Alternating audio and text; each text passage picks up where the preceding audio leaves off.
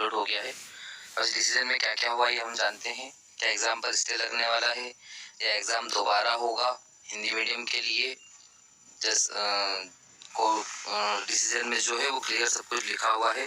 हम डिसीजन जान लेते हैं कि दोनों की ओर से क्या क्या कहा गया, उसको हम थोड़ा समझ लेते हैं और जानते हैं कि कोर्ट ने फाइनल डिसीजन क्या दिया है। तो देखते हैं, ठीक है। तो ये डिसीजन कोर्ट ने आज अब अपलोड किया है साइट पर, जो कि 15/12 का ये कल सुनवाई हुई थी, जो मैंने आपको बता दिया था।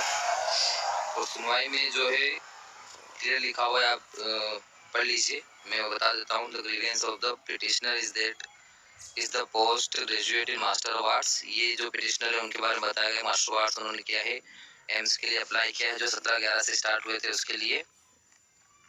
और नीचे हम चलते हैं जहाँ पे हमारे काम की चीज़ों हमको क्लियर हो जाएगी। कहाँ पे क्या लिखा है। Counsel of the petitioner has submitted that the process condition has been changed subsequently and this the exam deserve to stay। ये हमारी तरफ से स्टे के लिए मांग की गई थी, जो कि आर्टिकल 14 के हिसाब से कहा गया है कि लगना ही चाहिए। और फाइनल जो वर्डिक्ट आया है उसमें आप समय PDF डाल दूंगा, इसके आप पढ़ लीजिएगा पूरा।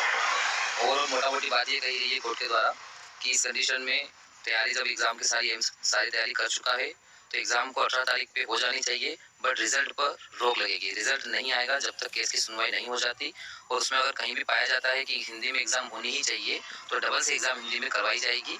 इस पॉइंट पे ही डिसीजन दिया है कोर्ट ने। आप 10वां पॉइंट पढ़ सकते हैं। Sir circumstances considering that the fact that the exam are be held on 18/12/2023 and all the preparation must have been completed, this court is of the opinion that exam may be allowed to be conducted. However, the result of the same shall be subject to the final disposal of the petition.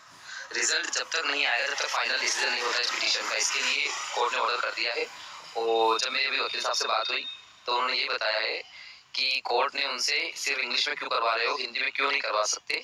इस पे उनसे 10 से 11 point में जवाब मांगा है पूरा, जो कि वो जवाब नहीं दे पाएंगे इस बात का कि इंग्लिश रीजन क्यों है, सिर्फ इंग्लिश में कराने का रीज़न क्या है। तो इस बारे में उनसे पूरी अच्छे से बात हुई है। तो भाई लोग, आप जो भी हिंदी मीडियम वाले हैं, आप एग्ज़ाम तो ज़रूर दीजिए।